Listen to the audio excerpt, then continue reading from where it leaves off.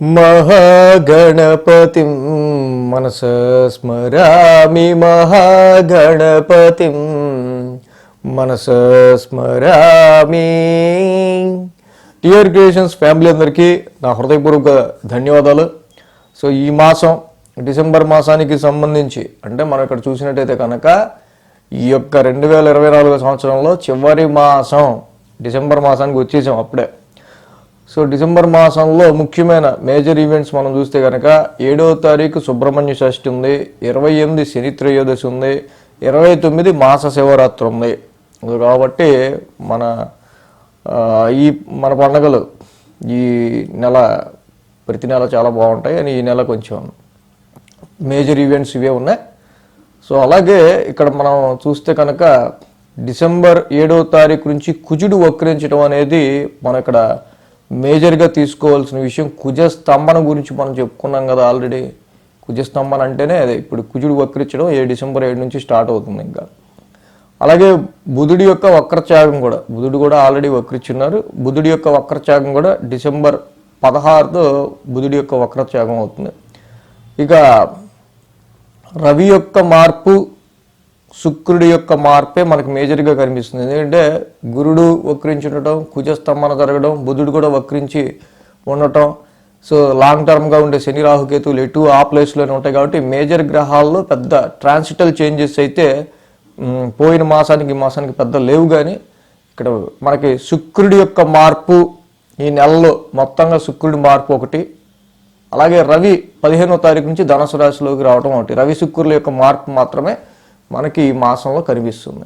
కాబట్టి ఏదైనా ఈ గ్రహ స్తంభంలో కానివ్వండి, ఈ గ్రహ గోచారాల ఆధారంగా సో ద్వాదశ రాశుల వారికి సంబంధించి రాశి ఫలాలు ఈ యొక్క డిసెంబర్ మాసంలో ఏ విధంగా ఉండబోతున్నాయి అనేది మనం ఇప్పుడు చూద్దాం.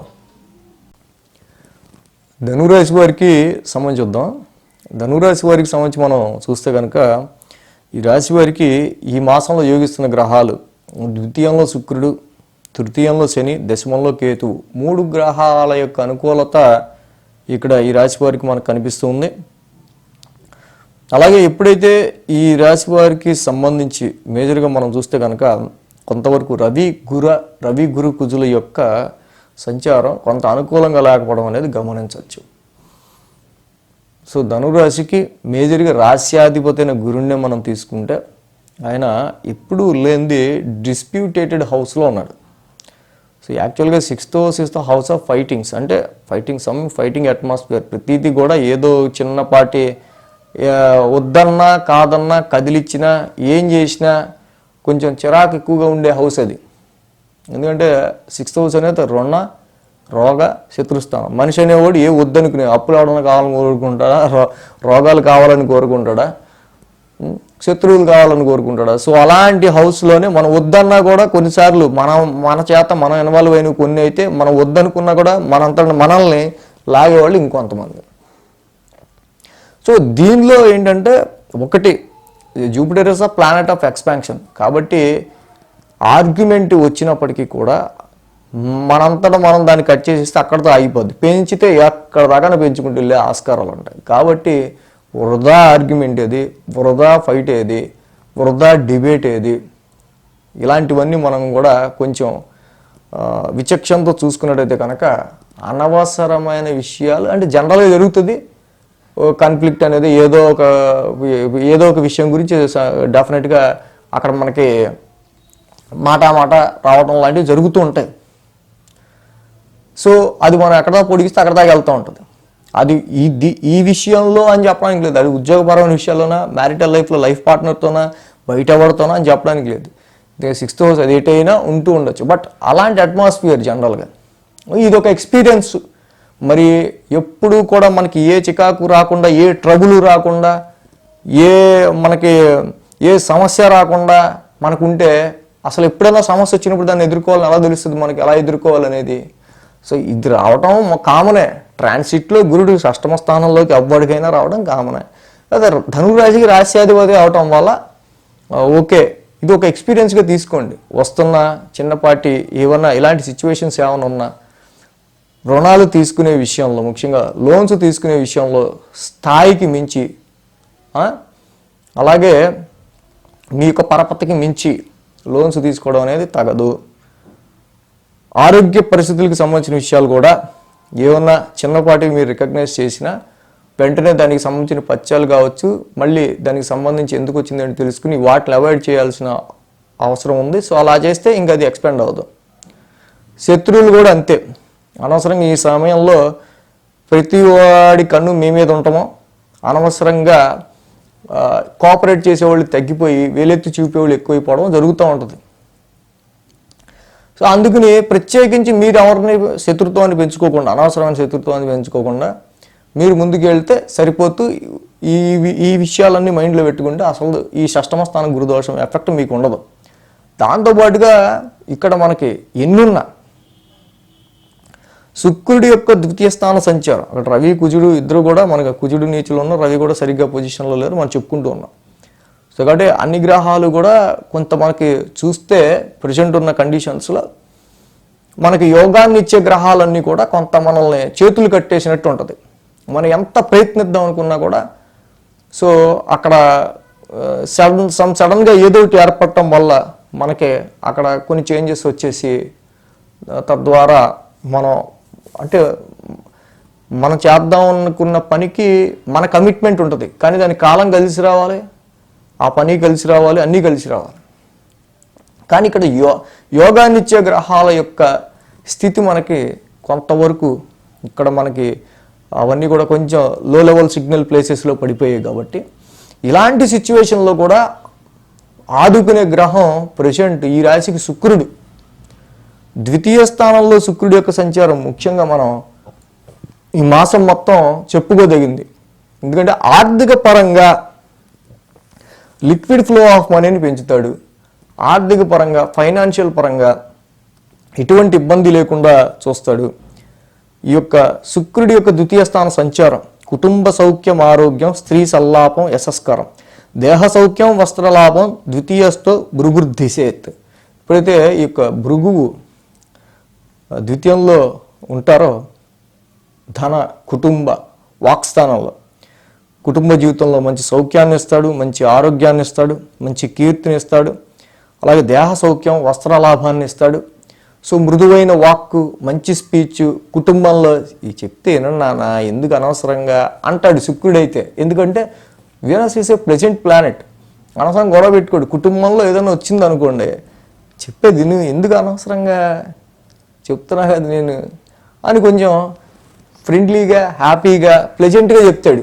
అదే కుజుడు అన్నాడు అనుకోండి, చెప్తే వినవా అంటే ఈ వాక్ ఏంటి ఇలా చెప్తున్నాడు వినాలా నేను ఇప్పుడు. అది ఒక్కొక్క ప్లానెట్ ఉండే తత్వం అలా ఉంటుంది. అంటే శుక్రుడు లాంటి ప్లానెట్ ఇక్కడ ఉండటం వల్ల ధనపరంగా కూడా మీ మాటల ద్వారా, అంటే స్పీచ్ రిలేటెడ్ జాబ్స్లో ఉన్న వాళ్ళకి ఇది బాగా కలిసి వస్తుంది చక్కగా. సో అంటే మృదు సంభాషణ, మంచి ఆర్థిక లాభాన్ని దిశగా, లిక్విడ్ ఫ్లో ఆఫ్ మనీ ఉండే విషయాల్లో ఇలాంటి పరిస్థితుల్లో కూడా శుక్రుడి యొక్క సంచారం వీళ్ళకి హైలైటెడ్ నిజం చెప్పాలంటే. అలాగే ఇంకొక హైలైట్ ప్లానెట్ తృతీయంలో శని. కుంభరాశిలో శని 2 సార్లు వక్రించడం, ఇప్పుడు ఆయన ఫార్వర్డ్ మోషన్లో వక్రత్యాగం చేసి డైరెక్ట్ మోషన్లో ఉంటాం. మంచి విల్ పవర్, పరాక్రమ స్థానంలో శని స్వక్షేత్రంలో ఉండడం వల్ల through your self effort, through your daring and dashing nature,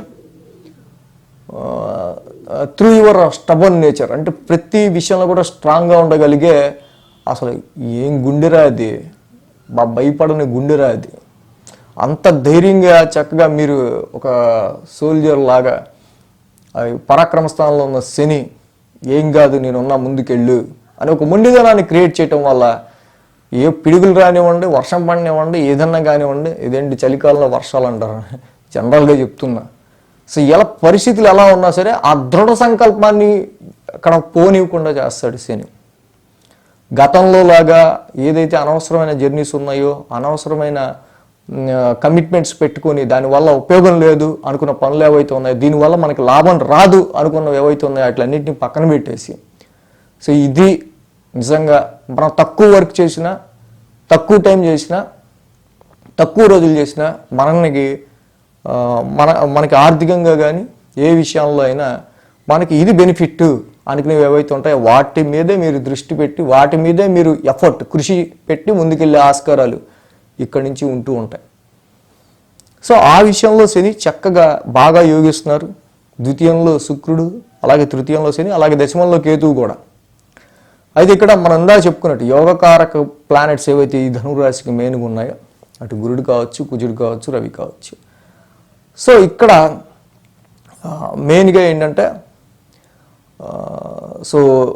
చాలా వరకు కొంత యోగాన్ని ఇచ్చే ప్లానెట్స్ అన్నీ కూడా మనకి ప్రజెంట్ కొంచెం లో లెవెల్ సిగ్నల్ ప్లేసెస్లో ఉన్నాయి కాబట్టి మీరు ఎక్కువ ఓవర్ ఎగ్జాజరేషన్గా, ఓవర్ కాన్ఫిడెన్స్గా దేని మీద కూడా పెట్టుకోవద్దు. స్టూడెంట్స్ అయితే నాకు ఇంతకెంత వచ్చేస్తాయి, లేకపోతే వ్యాపారస్తులు అయితే నాకు ఇంతకంత లాభం వస్తుంది, ప్రొఫెషన్ అయితే నేను తప్పకుండా ఇంత టార్గెట్కి ఇంత చేసేస్తాను, అయితే అన్నీ మంచివే. కాకపోతే యోగాన్ని ఇచ్చే ప్లానెట్స్ కొంచెం వీక్గా ఉన్నాయి కాబట్టి మీరు మీ బౌండరీస్లో ఉంటూ ఎదుటి వాళ్ళకి మాట ఇచ్చే విషయంలో ముందుకెళ్తూ ఉంటే అది మీ చాలా పెచ్చింగ్ అవుతుంది ఇక్కడ. సో కాబట్టి ధనురాశి వాళ్ళకి మెయిన్గా మనం చూస్తే కనుక రవి ద్వాదశ నామాలు చదువుకోవడం, కేజింపావు గోధుమలు, రెడ్ క్లాత్ దానం ఆదివారం పూట ఇవ్వటం, ప్రతి గురువారం గురువుగా కొలిచే ఆలయాన్ని దర్శించుకుంటూ అక్కడ శనగలు పంచడం ఉడికించినవి. ఇక కుదిరితే తప్పకుండా మంగళవారం పూట సుబ్రహ్మణ్య స్వామికి అభిషేకం చేసుకోవటం, నిత్యం సుబ్రహ్మణ్య స్వామి ఆలయాన్ని దర్శించుకోవటం, ఈ 3 చేయటం వల్ల ధనురాశి వారికి కుజుడికి, రవికి, గురుడికి సంబంధించిన 3 గ్రహాల నవగ్రహ శాంతి మంత్రాలు నిత్యం ఈ నెలంతా మాసం అంతా కూడా చదువుకుని వెళ్ళటం వల్ల ఇంకొంచెం యోగం అనేది పెరిగే ఆస్కారాలు ఉంటాయి. సో కాబట్టి అసలు నిజంగా అష్టమ కుజు దోషం వల్ల వీళ్ళకి ఎప్పుడు ఎఫెక్ట్ ఉండొచ్చు. అలాగే యోగాన్ని ఇచ్చే ప్లానెట్ అని రవి కూడా కొంత 1000 స్థాన సంచారంలో పడిపోవటం, బుధుడు కూడా వక్రించి అక్కడ దశమ స్థానంలో ఉండిపోవటం వల్ల వ్యాపారం, ఉద్యోగం కొంచెం ఎక్స్పెన్సెస్ పెరిగి కొంచెం కష్టతరంగా ఉండే ఆస్కారాలు ఉంటాయి. అది మొత్తం నెలంతా ఉండదు, ఒక వీక్లో ఆ ట్రాన్సిట్ జరిగేటప్పుడు ఎక్కువ ఉంటుంది. ఇది మనం వీక్లీ రాశి ఫలాలు చూసినప్పుడు ఫలానా డేట్లో ఎప్పుడు ఏ ప్లానెట్కి సంబంధించి మనకి ఎఫెక్ట్ ఎక్కువ ఉంటుంది, దానికి ఎప్పుడు రెమెడీ చేసుకోవాలనేది మనకి వీక్లీలో బాగా తెలుస్తుంది. సో మామూలుగా మాస్ ఫలితాలు ఫాలో అయ్యేవాళ్ళు ఈ 3 జనరల్గా చేసుకుంటూ వెళ్ళిపోయినా మంచిదే. So thanks for watching TR creations. ధన్యవాదాలు. ఈ వీడియో కనుక మీకు నచ్చినట్లయితే లైక్ చేయండి, షేర్ చేయండి. మరిన్ని అప్డేట్స్ కోసం సబ్స్క్రైబ్ చేయడం మాత్రం మర్చిపోకండి.